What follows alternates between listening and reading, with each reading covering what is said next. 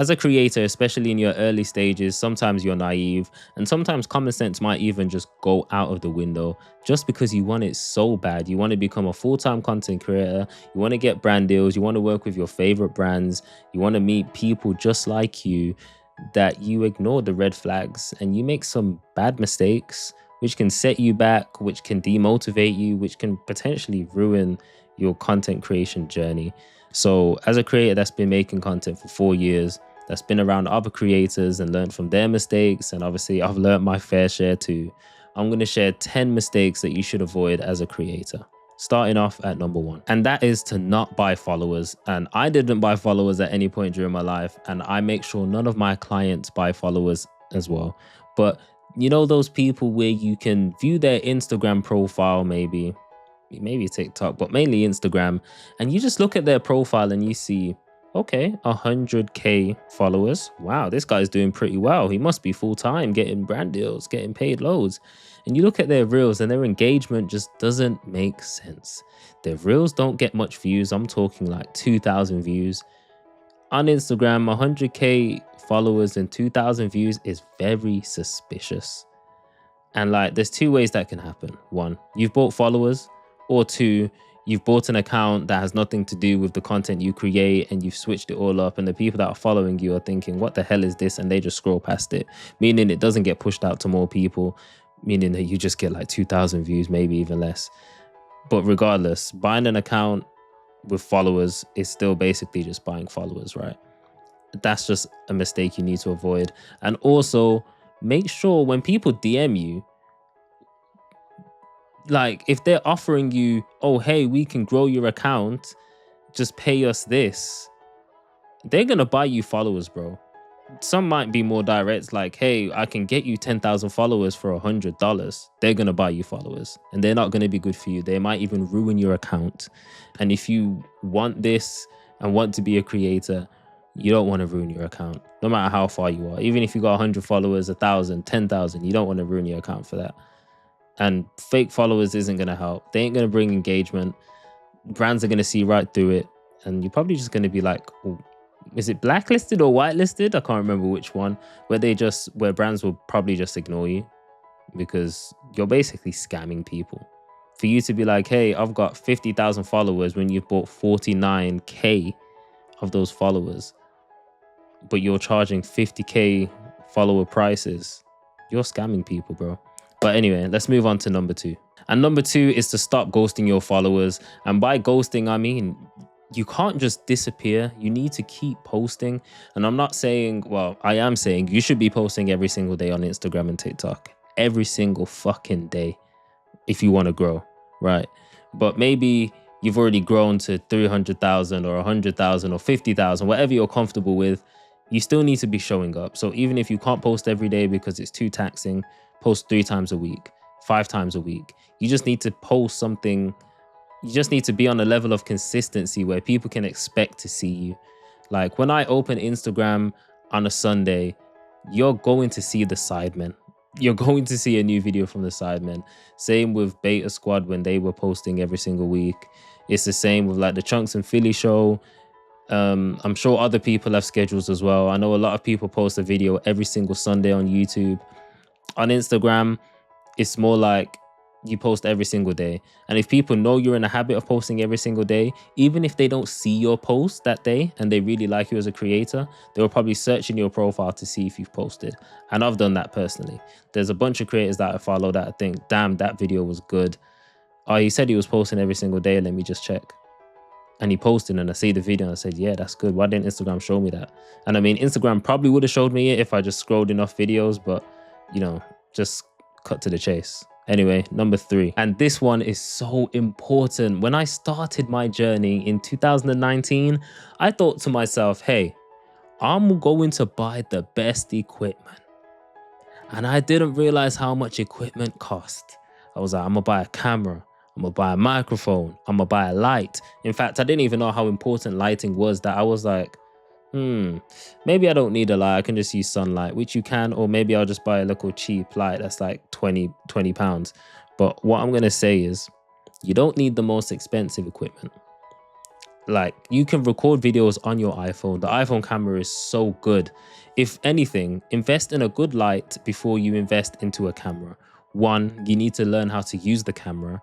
And assuming you don't already have a camera, you have no camera experience, meaning you don't know how to fucking use that thing.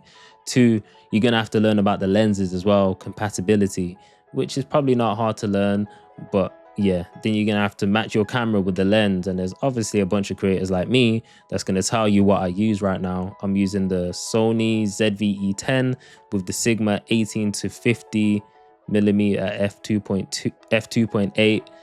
And I'll link all of that in the description anyway, so you can just click on it instead of just searching it from my speech. And the light I use, which is super important, probably makes this whole video, is the Godox SL60x2. And this microphone is Shure. It's the MV7 Plus. So like, what I'm saying is, like, when I started, bro, I was just using an iPhone. If anything, here's the order that you should upgrade your equipment in, right? Start off with an iPhone. If you don't have an iPhone, you should have an iPhone. Go get an iPhone and replace your Samsung or Android. Get an iPhone. Record with your iPhone. Now you got a phone and you got a camera. Multi-purpose, amazing. If you can't afford a microphone, you can use the iPhone microphone. Still good. Just don't be too far away from the iPhone. And plus, nowadays there's AI technology to make like bad audio sound good. So microphones, I'd say push that back a bit. First, invest into a light so you can control your conditions. A good light, this light is about £200 to be honest. Close your curtains, turn on the light, maybe have like a lamp in the back, or I've got a candle, I've got my light bar in the back to just have some ambient lighting in the background. I've got my monitor as well in the back to have some lighting in the background. Invest in the light first. Then you want to, I'd say invest in a microphone, because audio is half of a video, right? And then you want to invest into a camera. And honestly, I can't, like, this microphone is like £200. The light's £200. The camera is going to cost you, this whole setup with the lens and the camera is going to cost you about £900. Probably £1,000. And you're going to have to learn how to use it. It's like, bro, what? Especially if you're starting and you're young, maybe you have the money, but I didn't, right? So investing £1,000 into something that's making me absolutely no bread doesn't make sense. And if you're making no bread from content and you're investing £1,000 into the camera thinking that the camera is going to get you some views like I did, it didn't. And you're going to waste your money. You're going to be upset.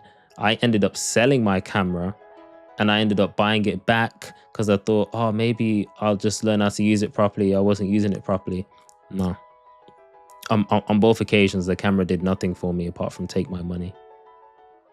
But in hindsight, I learned how to use a camera, but just focus on the order. And number 4 is don't over edit your videos. Now, I started off as a freelance video editor. If you watched any of my previous videos, you'd know that. And I thought, yeah, the more as time went on, I thought, yeah. It's editing that makes everything good. You need to edit your videos so much to the point where your viewers' brain cells are fried, their dopamine receptors are finished. Like, editing. That's not the case, bro. Especially not on YouTube anyway. Like, it can work. I'm not saying it's not gonna work, but a lot of people make it just look so tacky and disgusting, and their sound effects are so loud it takes away from the video. Like, sometimes just simply edited videos like this, or you've probably watched a creator where they just sit down and talk to the camera. It's a lot more authentic. It's a lot more real. There's less editing and it still does as well. So over editing your videos is only going to cost you time, money if you pay someone, and you're going to be disappointed when you don't get the results that you think editing your videos will get you. So yeah, maybe you should learn to just edit yourself, do some basic stuff, and just make sure the core of your content has some value and it makes sense and it's good. So number 5 is don't pretend to be somebody else. You need to be your true, authentic self. And it's easier to do that on YouTube than short form platforms, because short form, your videos are going to be like 60 seconds or less. On long form, I'm here and I'm talking, it's like 13 minutes on the recording right now. It's probably not 30 minutes because I did mess up a few times, but it's easy to, like, there's pauses, I make mistakes, sometimes I keep the mistakes in. it's a lot more real. And that's what's really going to separate you from every other creator out there. Imagine if everyone was like a Mr. Beast. It would be entertaining, but everyone would get bored of it.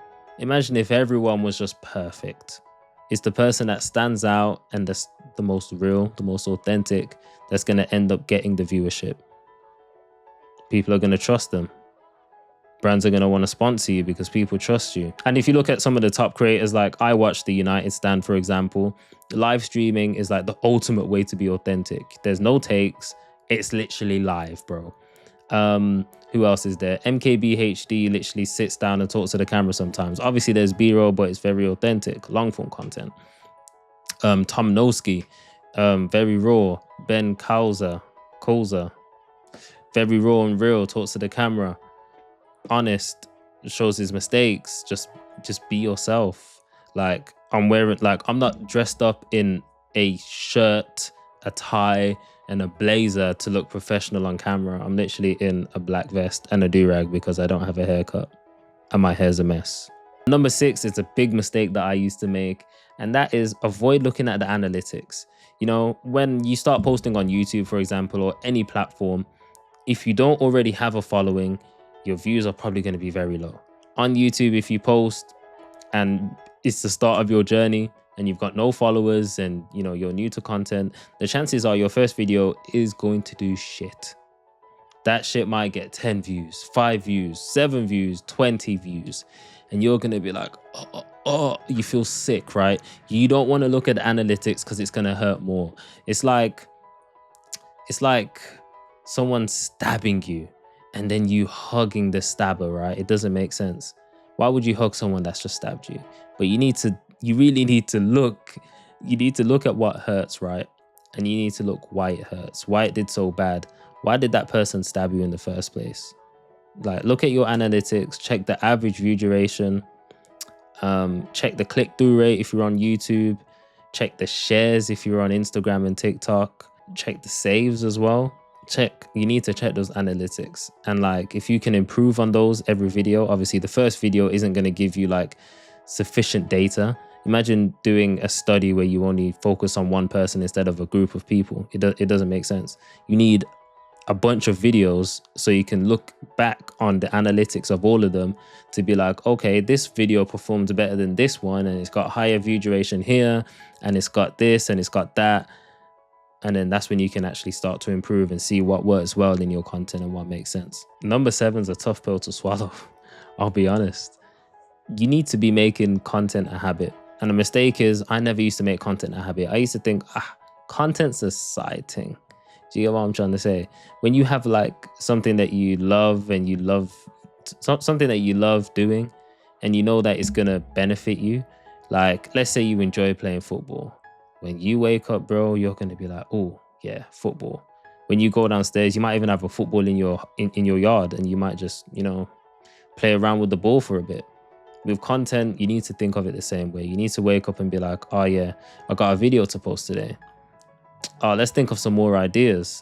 I should make some videos around editing, or I should make some videos around fitness or whatever your industry is.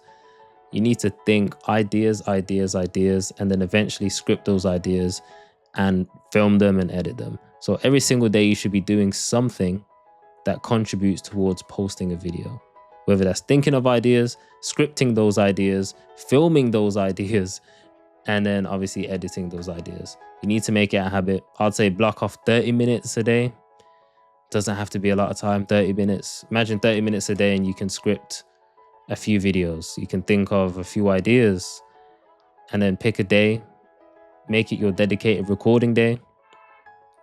And then from your dedicated recording day, you can make a dedicated editing day, or you can hire an editor, and then you can go from there. And number 8 is a huge mistake that I used to make as well, is I didn't really know how to address the camera, right? First, it's awkward talking to the camera when you begin. No one comes out the womb perfectly confident talking to the camera. Like, it's really strange. But it's also, what do you call the camera? Like, when you talk to your boy, obviously, they've got pronouns, right? Me calling the camera a he or a she is very strange, because you watching the video might be a she, might be a he, might be something else. and you're thinking, oh, he's not talking to me, and you just zone out, right? But if you just say you and you address the viewer as you, as in I'm talking to you right now, you need to fix up or else your content isn't going to be good and you're going to fail and never be a full-time content creator.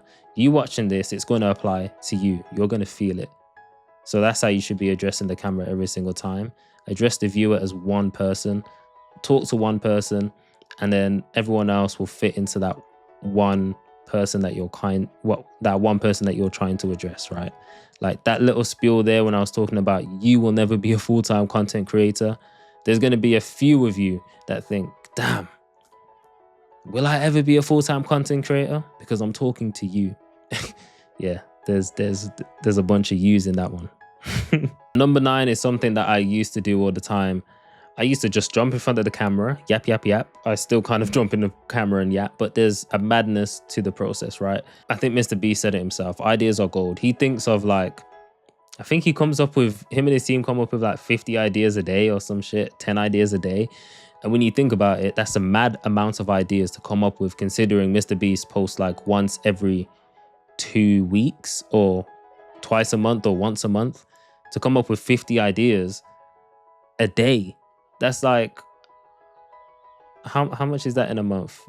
1,500? Yo, my maths, either my maths is on point or my maths is terrible. But 50 ideas a day, 30 days, like, that's an insane amount. And he goes, you will come up with very bad ideas, but you will come up with good ideas. Then you come up with great ideas, and then you'll probably combine 2 ideas and get the perfect idea. And once you get that, that's the core. No one's gonna want to watch a boring video, a dead video that drives no curiosity, that doesn't help them in any sort of way. And when you're only thinking of like 3 ideas for the week and you need to drop 3 videos, maybe 2 of those ideas are shit. Maybe all of them are shit. You didn't give them much thought. They've got no value behind it, no true value. It's not what people actually want to see, but you just assumed it. Not even assumed it. You just thought, yeah, you got to do it because that's all the ideas you got. So the mistake is not coming up with at least 5 ideas a day. You don't have to do Mr. Beast level because he's got employees, but you can do 5 ideas a day. Go for a walk for 30 minutes, 45 minutes, an hour.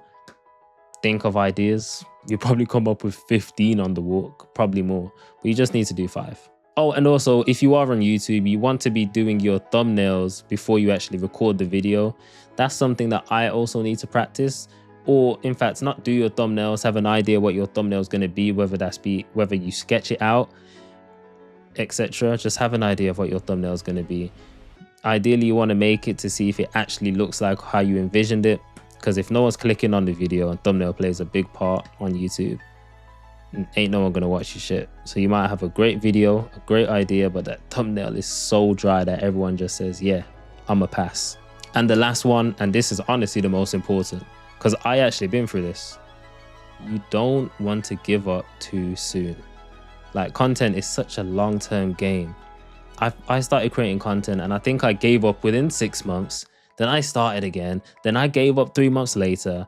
Like, how am I meant to build anything if I keep giving up? Imagine if you started a business, right? And you went hard for 6 months and then you disappeared.